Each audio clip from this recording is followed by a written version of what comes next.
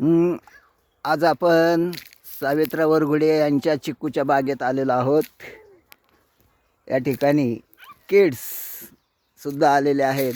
शौर्य श्लोक they are enjoying. अरे श्लोक, शौर्य, काय वाटतं तुम्हाला या बागेत आल्यावर? छान वाटतं का? अरे वा. तसे भरपूर चिक्कू खाल्लेले आहेत पोरांनी, परंतु प्रत्यक्ष बाग पाहण्यासाठी ते इथं आलेले आहेत. किती झाडं आहेत मामा? हे 17 झाडं आहेत. 17 झाडाचं वर्षात उत्पन्न किती येतं तरी पण अंदाजे? पहा शेतकऱ्याची प्रवृत्ती कशी असते, जे मिळेल ते खायचं. या ठिकाणी 17 झाडं आहेत, परंतु हे वरघुडे मामा दर आठवड्याला चिक्कू विकतात. वर्षभर जवळजवळ चिक्कूचं उत्पादन चालू असतं.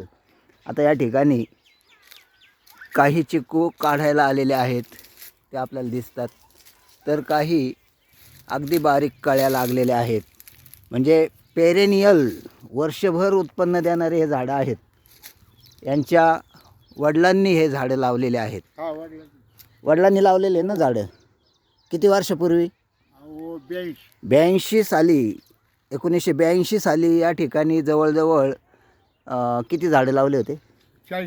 40 झाडं लावलेले होते यांच्या वडिलांनी.